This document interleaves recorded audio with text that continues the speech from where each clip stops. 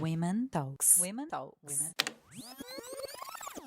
Olá! Mais um episódio do nosso podcast sobre empreendedorismo brasileiro e feminino tá começando. E esse programa é feito para você que tá aí do outro lado nos ouvindo se sentir inspirada com tantas histórias incríveis.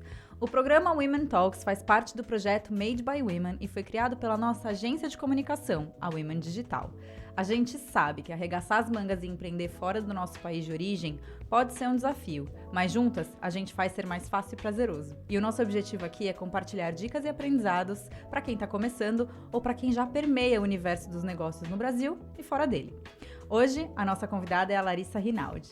Ela é jornalista de formação, trabalhou com grandes nomes do cinema no Brasil e atualmente mora em Nova York, o que a inspirou a escrever o livro Tudo que Aprendi em Nova York.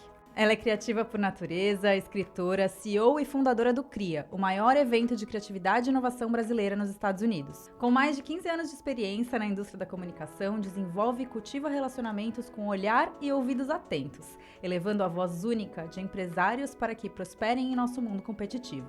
E ganhou o prêmio de escritora destaque em Nova York. Chique. Também já ajudou centenas de pessoas na construção de suas carreiras literárias. Lari, seja muito bem-vinda. Eva, obrigada. Gente, a gente ouve, né, e pensa, mas eu sou tão jovem, como é que eu fiz um negócio tanto desse negócio? Tanto, menina. Segura? Ninguém segura. Ninguém segura. A mulherada empreendedora, ninguém segura. Ninguém segura. Bom, vamos lá. Para começar, me conta um pouquinho da sua história. Como você veio parar em Nova York e como você descobriu que aqui seria o lugar certo para você se desenvolver profissionalmente? Então, eu vim pra Nova York casada, e aí eu vim com o famoso visto de esposa. E aí eu descobri que várias pessoas vieram com o mesmo visto que eu. Então, esse negócio de ser especial não é muito coisa de imigrante, entendeu? Somos todos parecidos. E eu nunca sonhei, assim, morar em Nova York, nem nos Estados Unidos, eu gosto mesmo da Europa, porém, aqui estou. E aí eu descobri que eu ia ter que me desenvolver aqui mesmo. Eu trabalhava com cinema no Brasil, então era uma área criativa já. E eu até procurei trabalho, né, nos corporativos da vida e tal. Mas daí veio a pandemia. E eu, que já não sabia muito o que fazer da vida, fiquei mais perdida ainda. Porém, eu tinha o sonho de escrever um livro. E daí eu escrevi o livro, e a partir do livro eu comecei a dar aula. E a partir da aula eu falei, vamos fazer uns eventos, e aí surgiu o CRIA, e assim eu me desenvolvi empreendedora também, né, além de criativa. Se descobriu empreendedora no meio do processo. No meio do processo, exatamente. Que é muito melhor, gente, do que ter chefe, porém tem suas questões também. As suas inúmeras responsabilidades, né? Porque não é fácil. Não. Bom, qual foi a virada de chave para a produção do seu livro Tudo que Aprendi em Nova York? Quando que veio esse despertar, assim, preciso escrever um livro ou vou escrever um livro sobre Nova York? E o que você aprendeu sobre Nova York? Essa é Dá a um pergunta spoiler pra gente. mais comum. Então, eu sou um pouco obcecada, eu acho, com as coisas. E que é uma coisa meio, não sei, sempre fui. E aí, quando eu gosto de alguma coisa, eu vou e fico perseguindo essa coisa pra sempre, até essa coisa ser minha. E eu fiquei perseguindo, tipo, eu quero escrever um livro, eu quero escrever um livro, eu quero escrever um livro, até escrever um livro. Quando eu cheguei aqui, eu tinha um podcast, né, que você foi entrevistada, inclusive. Porque eu não queria mais trabalhar com cinema, mas eu queria trabalhar com conteúdo ainda. Então, eu tive o podcast, daí eu tive a newsletter, que era um acompanhamento do podcast. O blog, e aí eu falei, gente, mas não é isso ainda. Eu preciso ser eternizada no mundo com o livro. E durante a pandemia, né? Até porque no podcast você entrevistava outras pessoas, você não contava a sua própria história, né? Exato. E fazia todo mundo chorar. E aí eu gosto disso também, que é pra puxar as pessoas, o cerne da questão, vamos dizer assim. E aí eu fui puxar o meu próprio cerne da minha própria questão, que são várias questões. E aí eu escrevi o livro durante a pandemia, não podia fazer mais nada, então o meu visto de esposa continua existindo. Mas o meu visto de trabalho, ele foi... Não é cancelado, né? Expirou. E aí não tinha como tirar outro. Gente, ser imigrante durante a pandemia foi punk. Não podia sair dos Estados Unidos, porque não, né, daí ia voltar, ia ter que ficar no México, porque a gente não tinha green card ainda. Agora já tem. Mas assim, hoje a gente tem, tipo... Quando você chega nos Estados Unidos, você é considerado um legal alien. Quando você é imigrante, né? E agora eu sou uma permanent resident. Então, eu deixei de ser alien para ser uma residente nos Estados Unidos. E aí, eu acho que a gente tem mais liberdade. Dito tudo isso, não podia fazer várias coisas e tinha essa obsessão maluca, quero escrever um livro, quero escrever um livro, quero escrever um livro. É impossível escrever um livro sozinha. Então, eu juntei várias coisas que eu já tinha, de blog e tal. E tem até uma coisa que eu comecei a falar agora, 2 anos depois de ter lançado o livro, que é... tem uma cena da Sarah Jessica Parker no Sex and the City. Amo! Que ela lança um livro e aí perguntam pra ela, você lançou um livro, que legal. Ela fala, não, eu só juntei minhas colunas e tal. Aí depois ela fala, tá, mas se eu escrever essas colunas, eu juntei e eu lancei sim um livro, eu escrevi um livro. E eu falei, eu super já escrevi umas colunas, ninguém publicou, mas eu posso juntar, escrever um livro e publicar o meu próprio livro. E aí foi desenvolvendo, enfim, aí eu contratei uma pessoa porque tinha que ser bom. Que aí vem a coisa do ser bom. E eu tinha todo o background de jornalismo e screenplay, né, roteiro. E aí eu tinha uma noção também da escrita. E aí eu contratei essa editora pra me ajudar e tudo. Teve leitores betas, que são pessoas que, tipo, te dão uma opinião. E aí, da primeira versão para a última versão, foram alguns meses, assim, eu escrevi mais coisa, até porque, tipo, a pandemia realmente já era 2021, já tava meio que acabando, a gente tava, tipo, já tinha visto, já podia sair dos Estados Unidos de novo, já várias coisas acontecendo, sabe? Já tinha vacina, já tinha várias coisas. Então, é meio que ele tem uma parte dele, né, que é o final, assim, que ele... eu vivo a pandemia através dele também, né? Dessas escritas, desse convívio solitário e tudo mais. Temos spoilers, então. Bom, além do livro, você realiza mentorias e também tem o CRIA, né? Que nasceu com a intenção de conectar brasileiros aqui. Quais intenções existem genuinamente por trás dessas conexões ou por trás desse projeto? E quais são os seus planos de futuro? Eu achava, e como talvez muita gente acha, assim, que artistas, né, tipo, que você sai no mundo e aí pronto, acabou. Só que não. O artista, por definição, ele é empreendedor de si mesmo, né? Então, para você estar nos lugares, muitas coisas você paga, você tem que pagar divulgação, marketing, assessoria de imprensa e tudo mais. Quando você faz parte de uma editora tradicional, dependendo de quem você é na fila do pão, eles até pagam alguma coisa.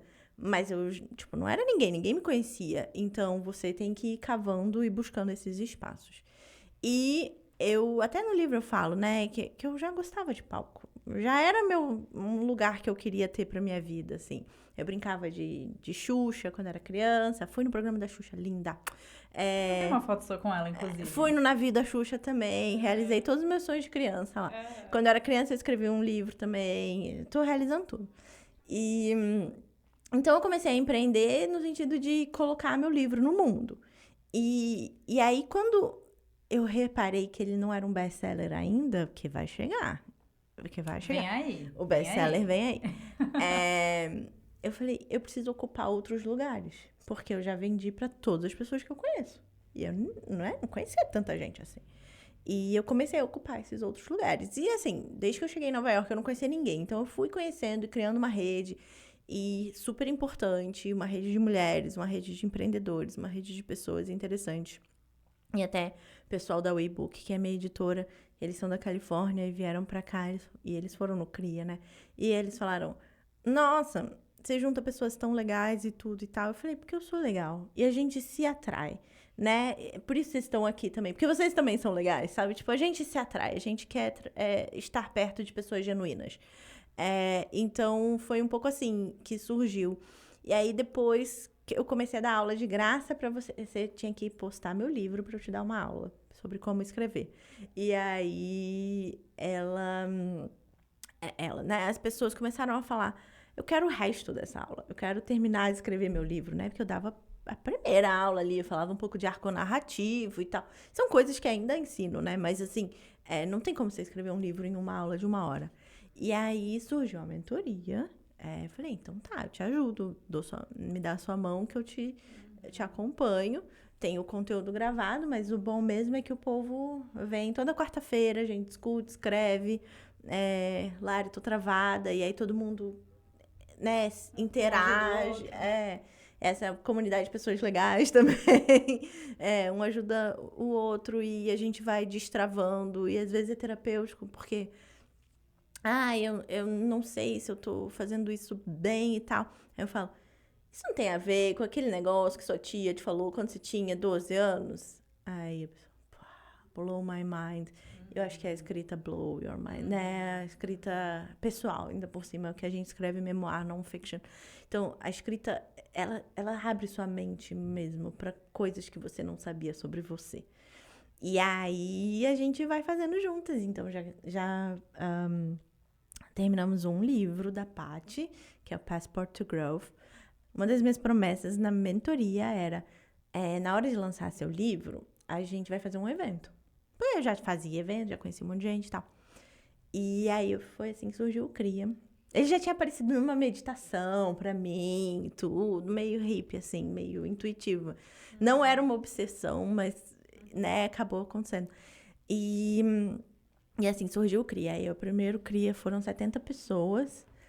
O segundo esgotou em São Francisco e o terceiro foi na NYU e esgotou também. Então, acho que, assim, ele tá começando a andar mais, né, sozinho, assim. Tipo, todo mundo quer ir no CRIA, todo mundo gosta, todo mundo fala que é transformador e tô dando mais atenção pra ele agora. Ele é novinho, né?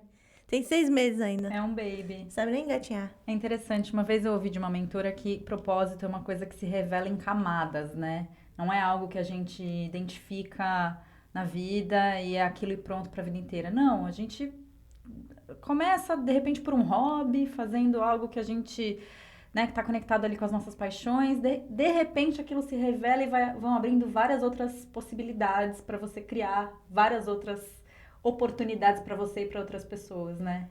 Exato. E o CRIA tem...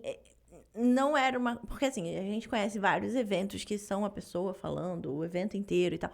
E esse nunca foi muito o meu objetivo. Eu achava que eu precisava dividir meu palco. E não porque eu não tenho conteúdo suficiente, mas porque eu aprendo tanto com outras pessoas. E eu queria que fosse uma oportunidade para aprender também, né? E é bom também... É bom estar no palco e falar sobre o que você sabe. E é bom estar fora do palco falando... Uau, eu precisava ouvir isso, sabe? O CRIA ele é composto por 3 painéis, né? Um de business, um de marketing e outro de criatividade, é de isso? De processos criativos, A gente vai incluir o AI, porque se fala disso, né? E a gente teve o painel de escritoras também, que é o painel da WeBook. E a gente tem os keynotes, né? Que são as pessoas que falam, contam histórias de inspiração no meio. Então, no primeiro não foi keynote, foram entrevistas.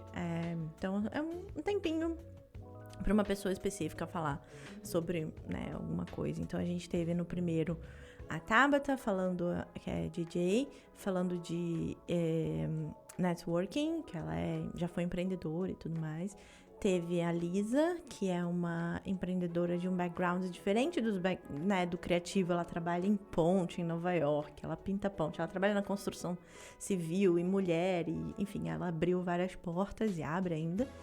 E tivemos a Patrícia Isse, que lançou o livro, que era da minha mentoria. Então, os próximos teremos os 3 painéis.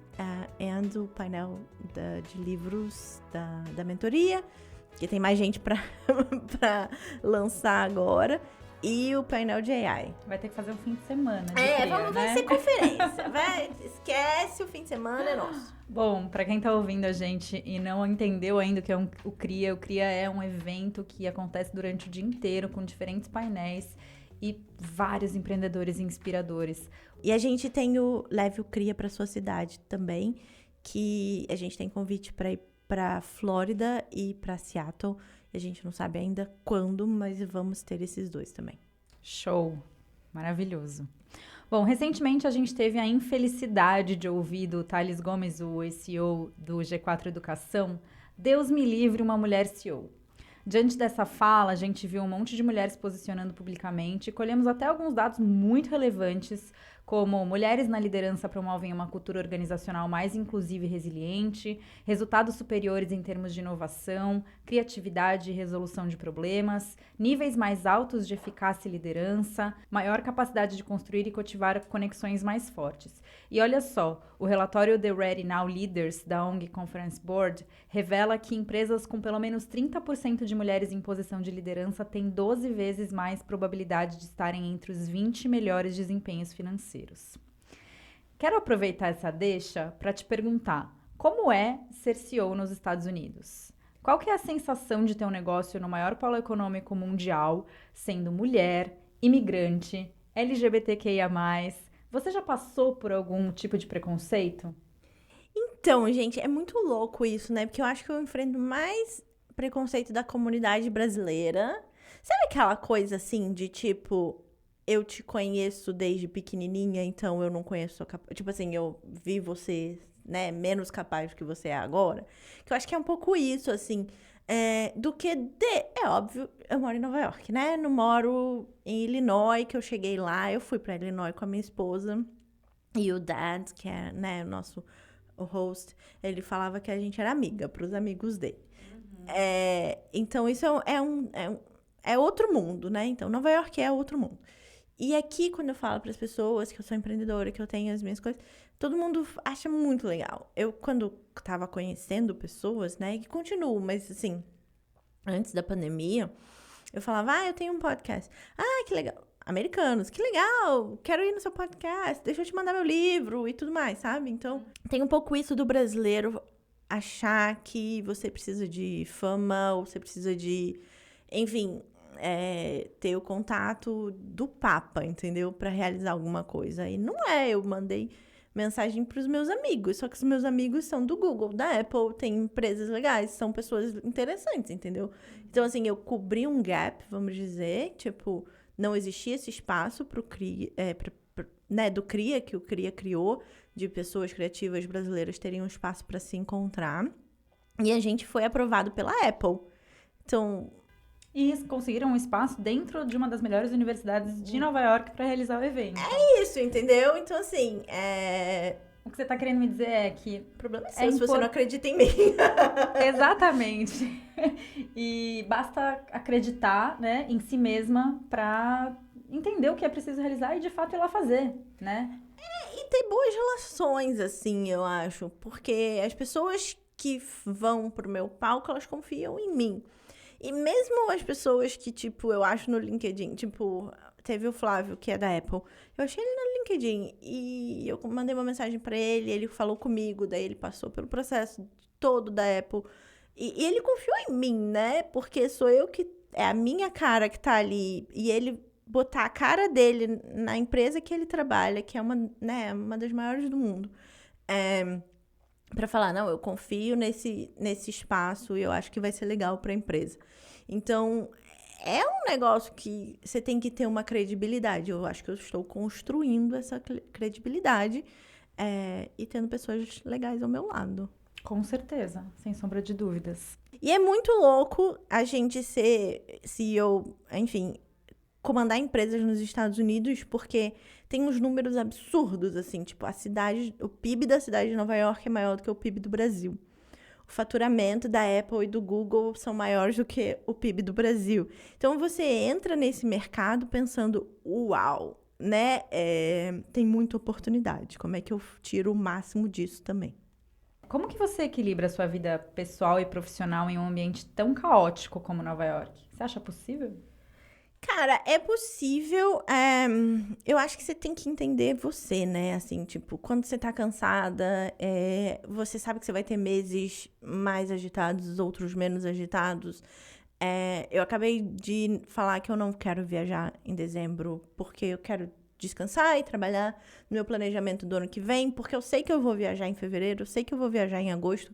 Então, assim, para você equilibrar tanto caos, você precisa de espaço interno. Então, eu acho que ficar em casa uns 2, 3 dias, e fazer essas escolhas, né? Que quem fala, eu não quero viajar em dezembro, seja lá para onde for, porque eu quero, tipo, guardar energia e trabalhar, né? Eu acho que você tem que... É maturidade também, né? Com certeza. Com certeza. E existe um dado, eu tenho uma cliente que ela é psicanalista e estudiosa há muitos anos da psicologia positiva. E dentre esses estudos e tal, ela também trabalha com inovação. Houve um dado que ela trouxe pra gente muito interessante, que o descanso, ele precisa ser planejado, assim como as outras coisas da nossa vida, né? E é importante que a gente descanse todos os dias, ou num período mais curto. Não é assim, eu vou descansar quando o meu negócio der certo, ou quando o meu projeto tiver sucesso. Não, o descanso, a gente precisa ter um planejamento do descanso para que ele possa ser implementado na nossa vida, para que a gente possa, de fato, recuperar a energia que a gente investiu, descansar e conseguir, de fato, encontrar produtividade, encontrar uma melhor performance nas atividades que a gente se predispõe a fazer, né? E também tem uma outra frase que é: não desista, não desista, você só está cansada, né? E o empreendedor, ele é meio maluco, né? Assim, às vezes vende o jantar para comprar, ao contrário, vende o almoço para comprar o jantar, e normal, a gente não tem educação financeira, a gente não tem educação de business, a gente não tem educação de nada. Então, você vai trocando a roda enquanto o carro tá andando, né? E tá tudo bem.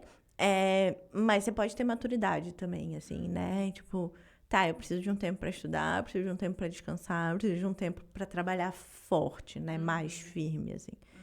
E dá tempo. É tudo uma questão de prioridade, né? Exato. Bom, a gente sabe que empreender envolve passar por altos e baixos. Tem algum perrengue ou algum desafio que você tem enfrentado ao longo desses últimos anos que na hora você pensou, eu não sei lidar com isso, ficou desesperada e no fim foi um aprendizado e tanto? Tem, assim, eu acho que falta de boundaries, né? Falta de limites, assim, como mentoria de escrita pode ser uma coisa muito pessoal, você tem que saber lidar com o limite, né? Que você tem que impor o limite.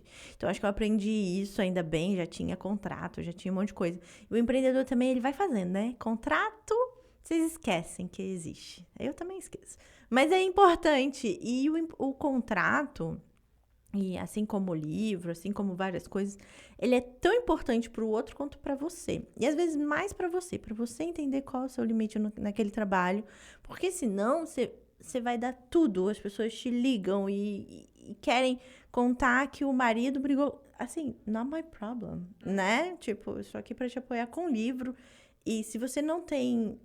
e aí a gente tem que aprender a recusar cliente também, né? Eu acho que esse foi o meu maior aprendizado.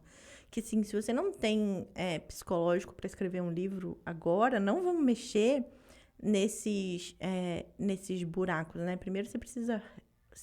Não, é que aqui a gente usa heal, né?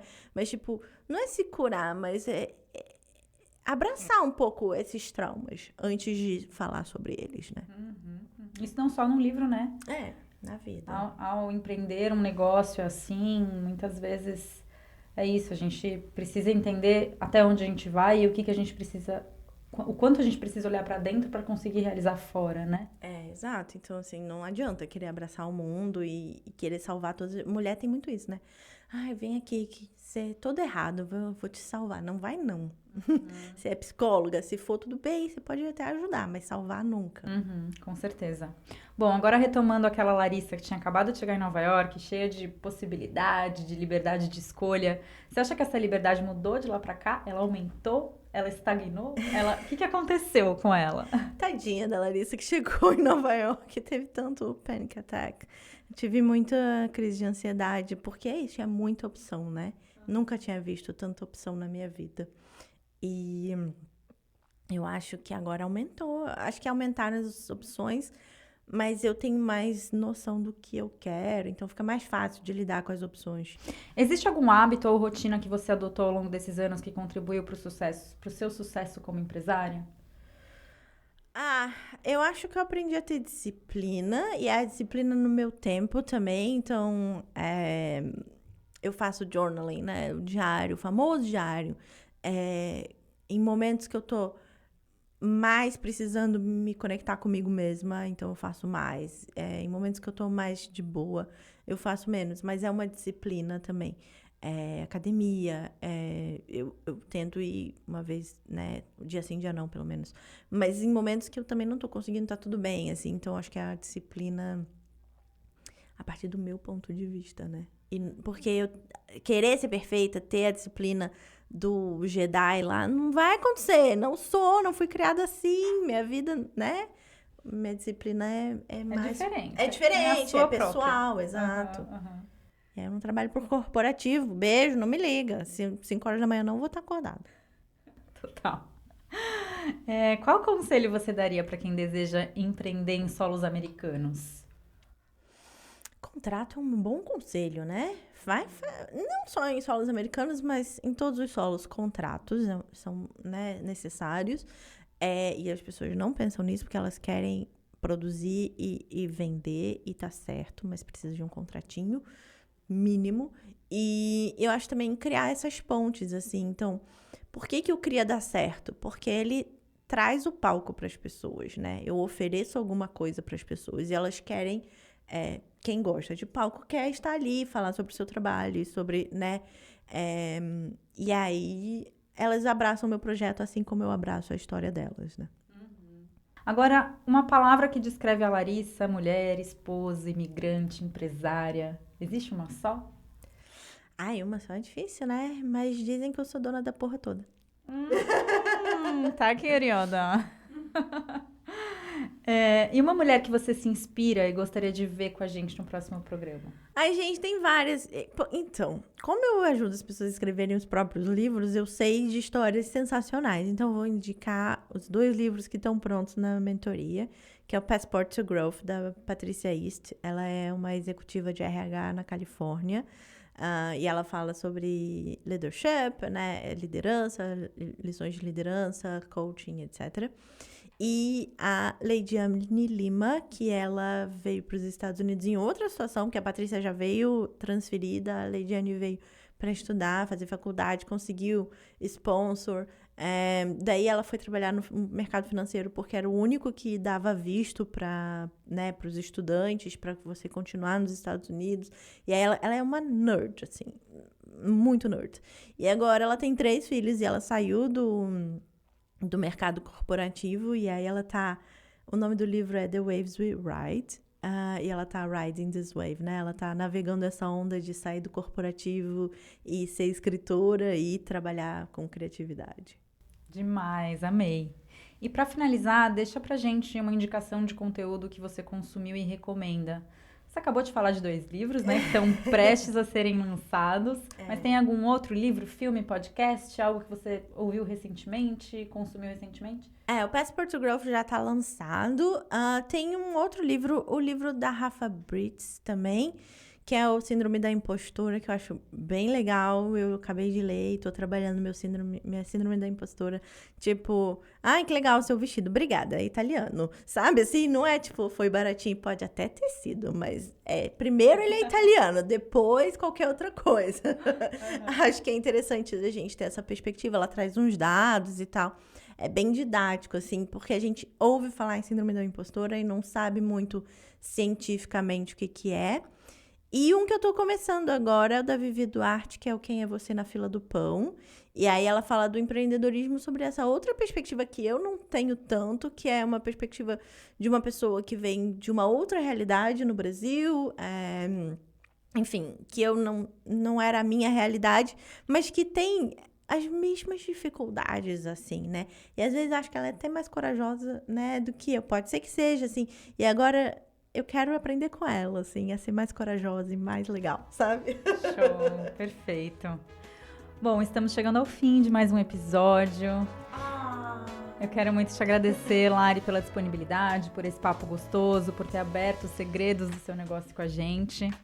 Esse podcast foi realizado pela Women Digital, nossa agência de comunicação digital criada por mulheres. O roteiro é da Sara Fabril, a direção e apresentação é da Mayara Castro e a produção executiva é da Larissa Carboni. Agradecemos também ao PT Knitwear Studio e a Sam Small, que abriu as portas para que pudéssemos realizar as nossas gravações aqui em Nova York. Obrigada a você que nos ouviu. Aproveite para compartilhar esse episódio com alguém que você sabe que vai gostar de ouvir e não deixe de nos acompanhar nas redes sociais. Um beijo e até o próximo programa.